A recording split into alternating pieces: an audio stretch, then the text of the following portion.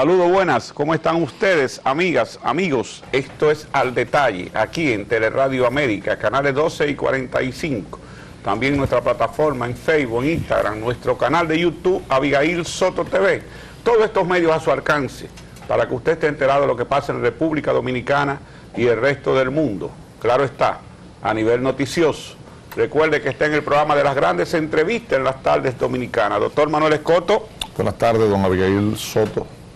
Excusamos a Abigail Peña en el día de hoy nuevamente porque asuntos familiares muy delicados pues le impiden estar en el programa. Pero hoy sí tenemos una persona que nos puede hablar de los números, de la economía, del movimiento político, porque está preparado.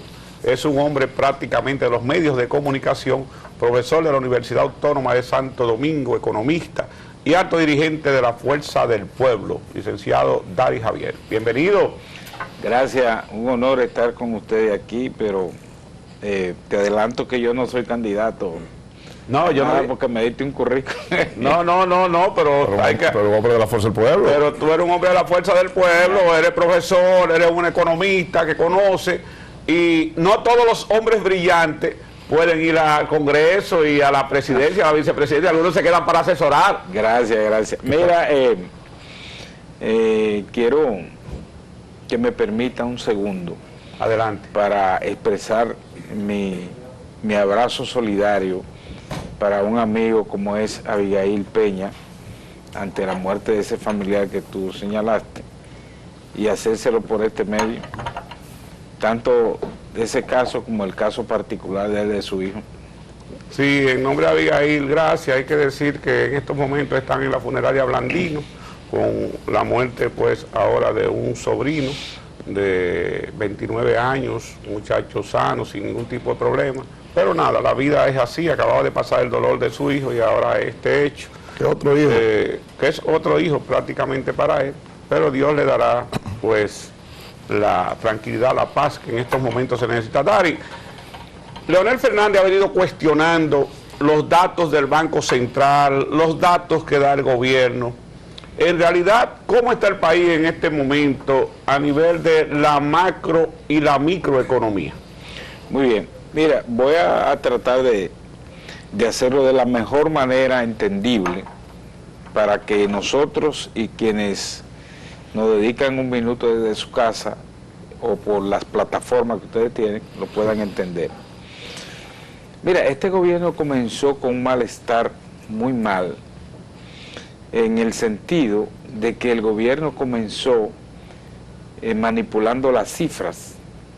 Los números tienen una particularidad, de acuerdo con los matemáticos, que los números no hablan nada. Quienes hacen hablar los números son los que la interpretan. Entonces, el gobierno, apelando a eso, muchas de las cifras las sobredimensionan. Y, por ejemplo, para responder tu pregunta en el aspecto macroeconómico, por ejemplo, ustedes vieron, a enero del año pasado, se hizo una proyección de un crecimiento de un 5% de la economía. Perfecto. Las proyecciones son un modelo que tú introduces, por ejemplo, en la computadora, le pones cifras, ese modelo va a depender de 3 o 4 variables, ¿verdad? Que pueda crecer tal o cual sector, que haya estabilidad en el país, que haya un entorno internacional más estable, que los precios del petróleo se comporten X, y la tasa de interés y la tasa de cambio. Entonces, eso se llama un modelo econométrico, medición de la economía, y se hacen proyecciones en función de esas condicionantes. Resulta que en el primer trimestre del 2023 ya la economía no crecía ni a un ritmo de un 1%. Y las autoridades comenzaron a modificar la proyección para el semestre y ya lo bajaban a 4.5. Cuando llega el semestre, la economía todavía no ha crecido a un 2, si tú calculas lo que queda de resto de año, 6 meses, y los primeros 6 meses no te va a crecer, no te puede crecer 4.5, por la sencilla razón de que el crecimiento de los meses restantes tendrían que triplicarse para poder compensar en términos promedio esa proyección. Por eso fue que ustedes vieron que la Junta Monetaria comenzó a tomar muchas medidas de estímulo. Recuerdan ustedes que me imagino que se incentivaron a querer tomar un préstamo cuando dijeron que bajar la tasa, y cuando fueron en los bancos ya no había nada, en los bancos al otro día no había dinero. Exacto, entonces eso era para estimular la economía. Pero eso se tomó a finales de junio y el mes de julio, y comenzó a flexibilizarse la restricción monetaria que había en ese momento. Ya en agosto se dan cuenta que no, en septiembre, agosto se comienzan a dar cuenta que no es posible 4.5, lo bajan a 4. Llega septiembre y ocurre lo mismo, la economía no está respondiendo a esos estímulos monetarios. Entonces todavía en noviembre pusieron al Fondo Monetario Internacional a decir que la economía iba a crecer un 3. Al final la economía terminó creciendo 2.4%. Ahora, ¿qué significa eso? Primero, que la proyección que se hizo no se correspondió con el valor arrojado. Es decir, menos del 2.4%, del 50%, que son el 2.4% del proyectado. Ya hay una desproporción entre la proyección y la realidad. Ese es el primer elemento. El segundo elemento que sale a relucir es que la economía interrumpe el ritmo de crecimiento alrededor del promedio de la economía dominicana en las últimas 3 décadas, que es 5.3, 5.1, entonces interrumpe ese crecimiento para todo el año 2023 con todo y estímulo. Y en tercer lugar, entonces, ponen entredicho si las medidas que se tomaron fueron las correctas, si lograron el efecto que se habían planteado. Entonces, en el caso del presidente Fernández, con mucha razón, fue cuestionando, bueno, pero ¿cómo es posible que se hagan esas proyecciones y todavía el año va terminando y sostienen que va a crecer un 4%? Por eso te digo, eso... Cuando uno se convierte en analista, es decir, que trabaja en el terreno, en la práctica, como me ha ocurrido de la vida profesional, uno sabe que las cifras, como dicen popularmente, se truquean o se manipulan. Y eso es fácil, eso no es complejo. Es complejo para el que no maneja la cifra, pero el que la maneja sabe que eso tiene forma de manipularse. Y lo otro es dónde está creciendo la economía, porque tú dices, si la economía creció, ¿cuál es el origen de ese crecimiento? Me vienen diciendo que el turismo tuvo un comportamiento excepcional, pero cuando tú vas a la parte del sector agropecuario, te das cuenta que el crecimiento fue pésimo. Y eso es peligroso. ¿Sabe por qué? Sí. Porque los alimentos de la población dominicana, incluyendo hasta el turismo, descansan fuertemente en el sector agropecuario.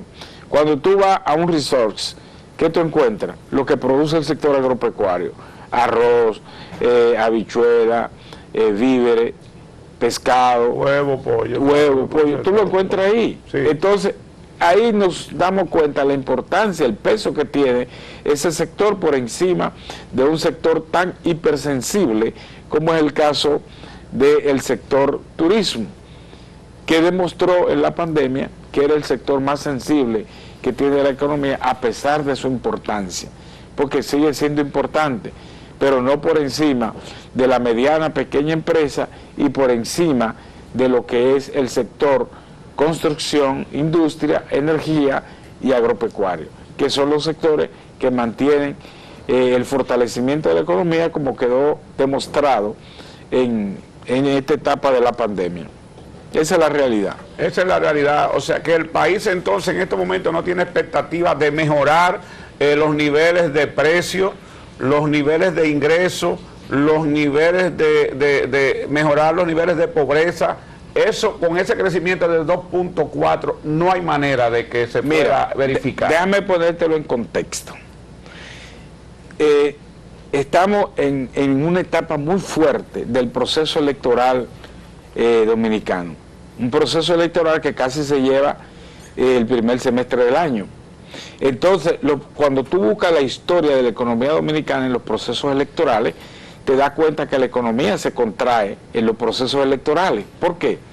Primero, porque en la mayoría de las ocasiones se da una desproporción en el gasto corriente del gobierno, porque los gobiernos, más si van en un proceso de reelección, se decantan por el gasto y lo estamos mirando en las narices de todo el mundo. Ese es el primer elemento que sale a relucir.